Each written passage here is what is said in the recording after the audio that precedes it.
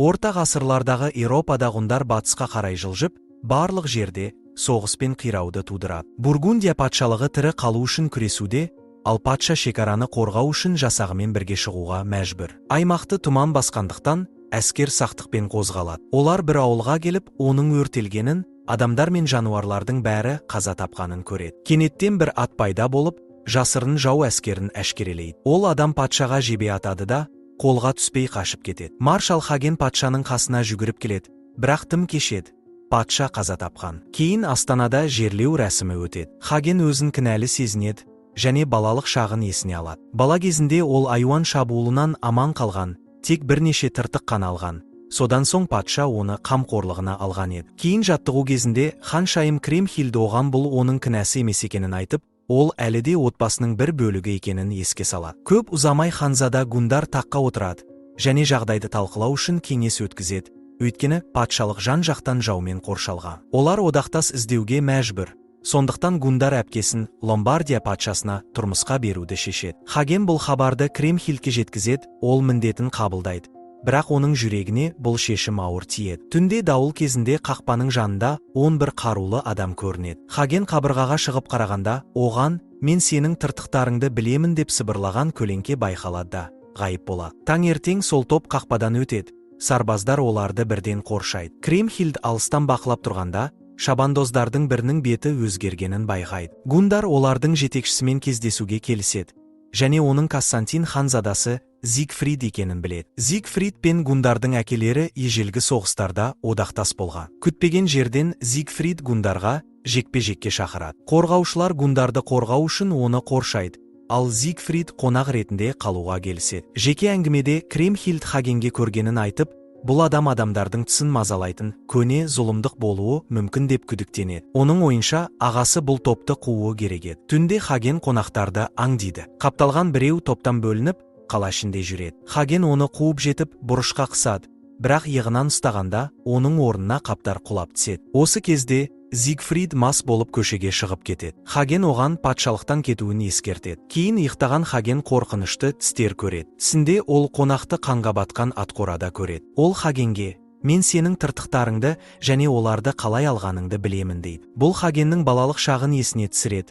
Оның ата-анасын айдағар өлтірген еді. Таңертең қызметшілер қапталған бейнені атқорада көргенін, бірнеше аттың өлі табылғанын айтады. Кремхильд сүйікті атын тыныштандыруға тырысқанымен, ол арқанды үзіп қашып кетеді. Хаген мен Кремхильд оны қууға шығады. Орманда қуып жүріп, ат өзен жағасына тоқтайды. Кремхильд жақындап, сипағысы келгенде, ат тағы да шошып, оның қолын жаралайды. Хаген оның жарасын таңады, ал Кремхильд алдағы некеден бақытсыз екенін мойындайды. Кейін Зигфрид гундарға сапарға шыққанын, себебі валькириялар патшайымы Брунхильд оны түсінде шақырғанын айтады. Аңыз бойынша ол ерлерге кездесусіз ақ сиқыр жасай алады. Атмосфера ауыр болса да, Зигфрид кенеттен күліп, мұның әзіл екенін айтады. Бірақ дастархан басында әйелдердің жоқтығына шағымданады. Кешке ол Кремхильдтің бөлмесіне кіріп, оның сұлулығын айтады. Кремхильд оны құрметсіз деп, жоғалған жансың дейді де, шығарып жібереді. Бұл уақытта Хаген гундарға некенің дұрыс шешім емес екенін айтады, және олардың әскері жеткілікті мықты екенін сендіреді. Гундар оған сеніп, жоспарды тоқтатады. Бірақ ол Зигфридтің Брунхильд жайлы әңгімесін ойдан шығармағанына алаңдайды. Таңертең гундар әпкесіне тұрмысқа шығудың қажеті жоқ екенін айтып, Кремхильд қуанышпен құшақтайды. Патшайым Хагенге қызы патшалық үшін құрбандыққа дайын болғанын, ал Хагеннің де сондай қадамға баруға қабілеті бар жоғын сұрайды. Кейін Хаген сарбаздармен жаттығып жатқанда, Зигфрид өз адамымен шығып, төбелеске ұқсас жаттығу жасайды. Зигфрид шынайылықты ұмытып, өз адамын аяусыз ұрып тастайды. Сосын жаңа қарсылас сұрағанда, Хаген алға шығады. Зигфрид найза лақтырғанда, Хаген оны оңай қағып алады. Хаген оған мұнда соғысқа дайындық жүріп жатқанын, ойындарын басқа жақта ойнау керегін айтады. Дәл осы сәтте бір ат өлі денені әкеледі. Бұл шекара маңындағы ауыл тұрғыны болып шығады. Ол пышақталып өлтірілген. Көп ұзамай гундарға сакстар мен даттар қарсы шыққаны жайлы хабар жетеді. Астана қауіпсіз, бірақ Бургундияның қалған бөлігі күйіп жатыр. Гундар соншалықты одақтасқа зәру болғандықтан, Хагенге Зигфридпен одақтасуды бұйырады. Хаген Зигфридті іздеп жүріп, жорамал рәсім белгілерін көреді. Содан соң қапталған бейне өзін Альбрейк деп таныстырады. Ол Хагеннің тыртықтарын кім салғанын білетінін айтады. Альбрейктің айтуынша, Зигфрид айдағарды жалғыз өлтіріп, қанында шомылған. Сол арқылы ол жараланбасқа айналды, бірақ арқасына бір жапырақ түсіп, сол жер қорғалмаған күйде қалған. Бұл Зигфридтің жалғыз әлсіз тұсы. Альбрейк айдағар сүйегінен қылыш жасауға жалданған. Ол Хагенге айқайлап, Зигфридті қамалға кіргізу арқылы оған отбасы бергенін айтады. Шіркеуде гундардың дұғасын Зигфрид пен оның адамдары бөледі. Зигфрид қылышын гундардың қолына ұстатып, оның үшін өлтіруге дайын екенін айтады. Хаген келгенде,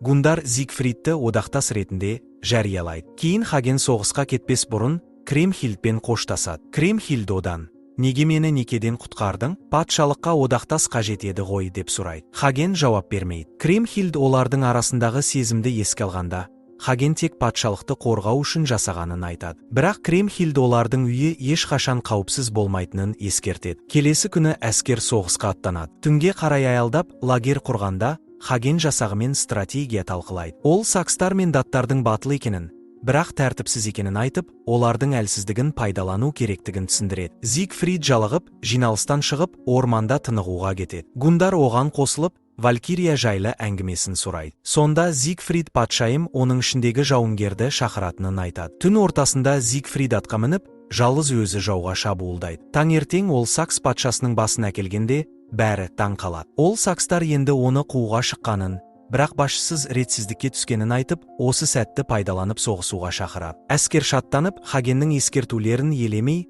Зигфридтің артынан еріп кетеді. Орманда қатты шайқас басталады. Хаген қасына келген жауларды қырып тастайды, бірақ ол көбірек патшасын іздеумен әлек. Зигфрид ешбір сауытсыз аяусыз шайқасып, барлығына қатты әсер қалдырады. Бір жас сарбаздың дулығасы түсіп қалып, ол өлімнің алдында тұрғанда, Хаген атып шығып, қарсыласын өлтіреді, өз дулығасын әлгі жас сарбазға бере. Шайқас екі жақтан да шығын әкеледі. Хаген үздік садақшыларының қоршауда қалғанын көріп, көмектеспекші болады, бірақ оны да жаулар қоршайды. Садақшыны пышақтап өлтіргенін ол тек қарап тұруға мәжбүр. Осы сәтті пайдаланған бір жау Хагеннің бетіне соққы беріп, оның сол көзін жаралайды. Хаген қарсыласын өлтіргенімен өзі де құлап түседі. Дат патшасы оны өлтіруге келе жатқанда, шеттен бақылап тұрған Альбрейк бәрін көреді. Зигфрид кенеттен секіріп келіп, Дат патшасын да өлтіріп, Хагенді құтқарып қалады. Астанаға оралғанда, халық Зигфридті қаһарман ретінде қарсы алып, оның атына айғайлап шаттанады. Зигфрид қуанышқа масайрап,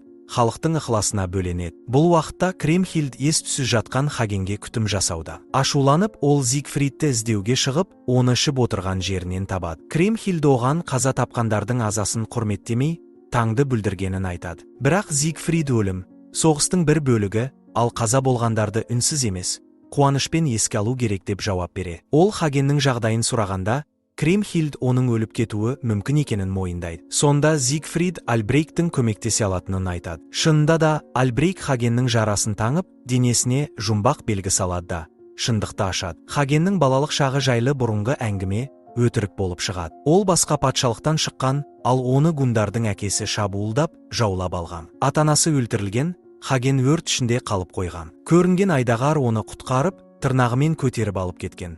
Сондықтан оның денесінде тыртық қалған. Кейін патша бұл шындықты жасыру үшін айдағарды кінәлап, басқа нұсқа ойлап тапқан. Хаген есін жиғанда, қаза тапқан сарбаздардың қабіріне барады. Зигфрид оған ештеңеге өкінбейтінін айтады. Кейін тағы тақ залында Кремхильд Зигфридті кездестіреді. Зигфрид оған империялардың бәрі құлайды. Сондықтан ол ешқашан әкесінің тағын қалап көрмегенін айтады. Кремхильд оның билікке қызықпауына таң қалып, құрметпен қарайды. Хагеннің жарасын таңып жатып, Кремхильд Зигфридке Хагеннің өмірін сақтап қалғаны үшін ризашылығын білдіреді. Бірақ Хаген Зигфрид халыққа жалған үміт беріп жүр деп санайды. Кремхильд оған жалған үміт те үмітсіздіктен артық болуы мүмкін екенін ескертеді. Келесі бірнеше күнде Хаген Кремхильд пен Зигфридтің бірге көп уақыт өткізіп жүргенін көріп, жүрегі жараланады. Таңертең олар орманға барып, ескі соғыстардың қирандыларын тамашалайды. Кремхильд неге Альбрейктің Зигфридке ілесіп жүргенін сұрағанда, Зигфрид ол Альбрейктің қожайынын өлтіргенін айтады. Сол жерде ол айдағар жайлы да әңгімелейді. Зигфрид жас кезінде ұсталыққа шәкірт болған,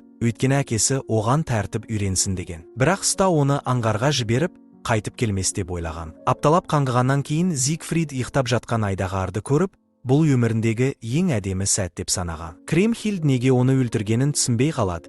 Бірақ Зигфрид жауап беруден бас тартады. Қайтар жолда Кремхильд есімін шақырған дауыс естиді. Зигфрид оған мән бермеуге кеңес береді.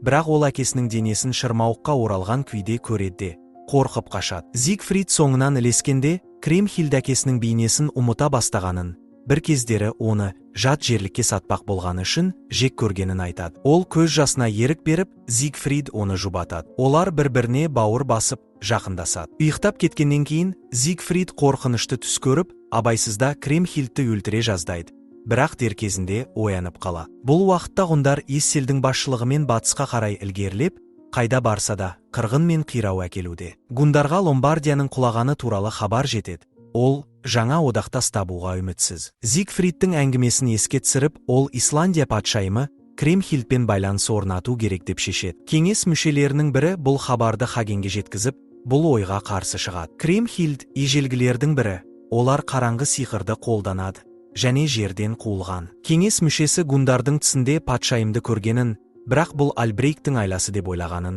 сондықтан оны қамап қойғанын айтады. Хаген Альбрейкке барып, егер Валкирия патшайымы жайлы мәлімет берсе, оны босататынын уәде етеді. Альбрейк Брунхильдтің жеңілмейтінін және Зигфридтің соған қызыққанын түсіндіреді. Зигфрид түсінде оның дауысын естіп, оны іздеп барған. Патшайым оған ғашық болып, екеуі бір жыл бірге өткізген.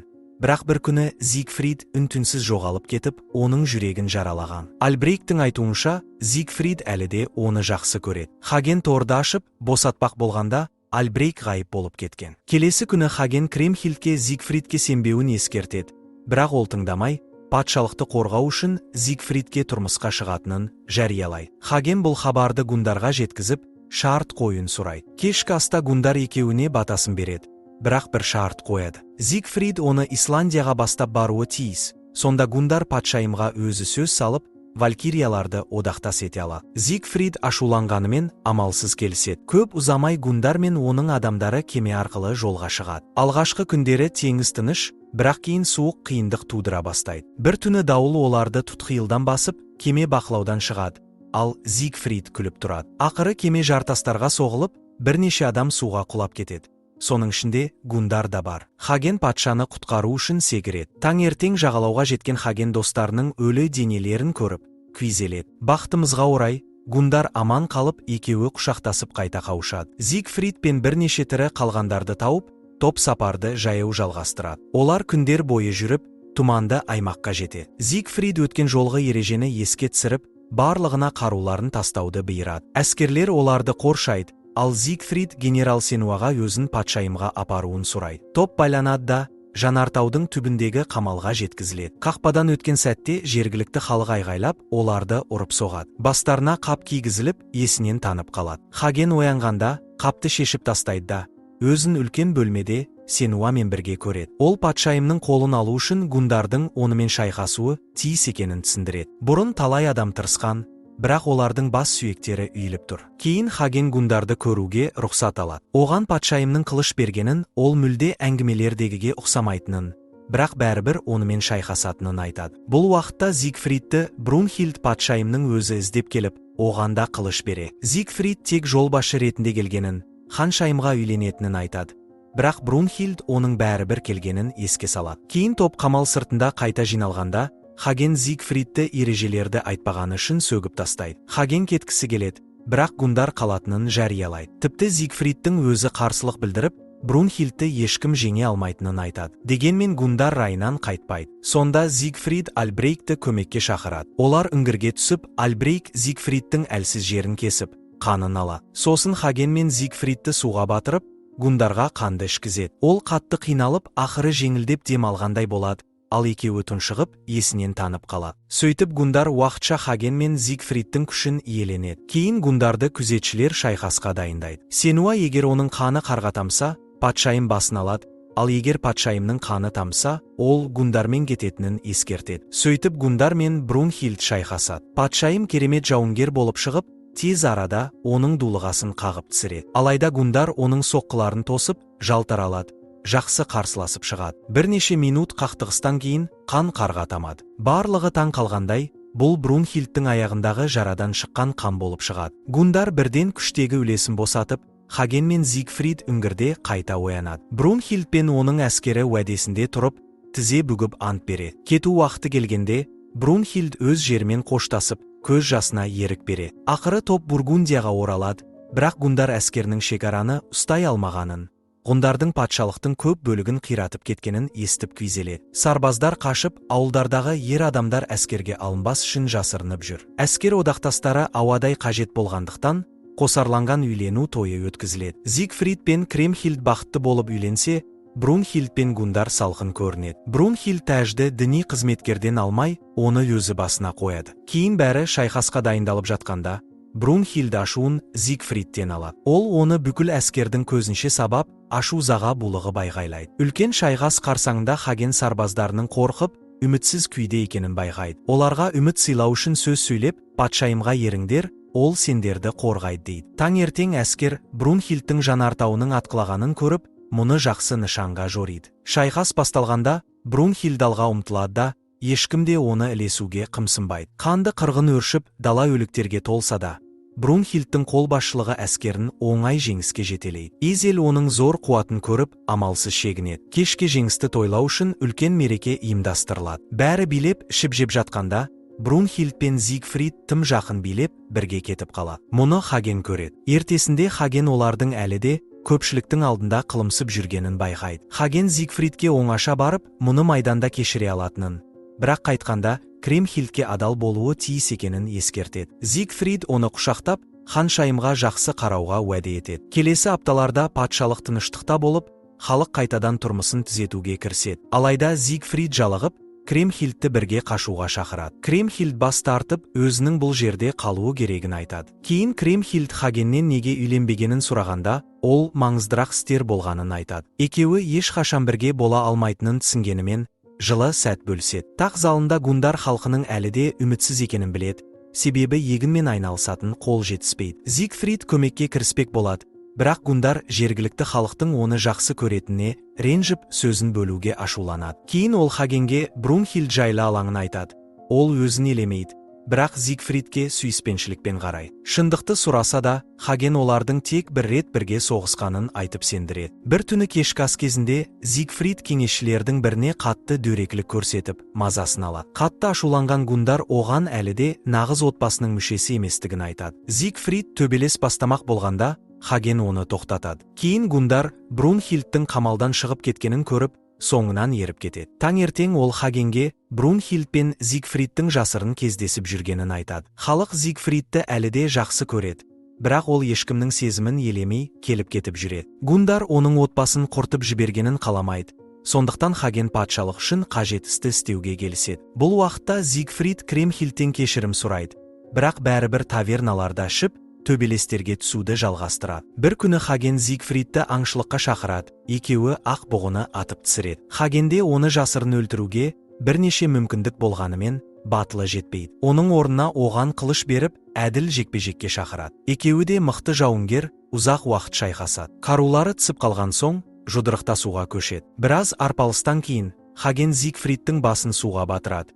Бірақ Зигфрид оны аяғынан жаралайды. Шайқас жалғасып, Зигфрид Хагенді құлатып, қылышын мойнына тірейді. Оны өлтірмек болған сәтте, Гундар кенеттен келіп, Зигфридтің әлсіз жеріне пышақ салып, оны өлтіреді. Хаген Гундарға ешкім оны көрмеуі үшін алдыға кетуін айтады. Осы сәтте ол көлеңкеден бақылап тұрған Альбрейкті байқайды, бірақ жақындап барғанда, тек ағаш көреді. Хаген қалаға Зигфридтің денесін әкеліп, оны жекпе-жекте жеңгенін айтады. Кремхильд күйреп, жүкті екенін жариялайды. Жеке қалған Брунхильд те күйзеліске түседі. Жерлеу рәсімінде Хаген патшалықты қорғау үшін істегенін түсіндіріп, ханшайымнан жазасын қабылдауға дайын екенін айтады. Бірақ Кремхильд оны өлтірмей, қарғайды. Ол ұзақ өмір сүріп, Зигфридтің ұлына қызмет етсін. Бұл өлімнен де ауыр азап әкеледі.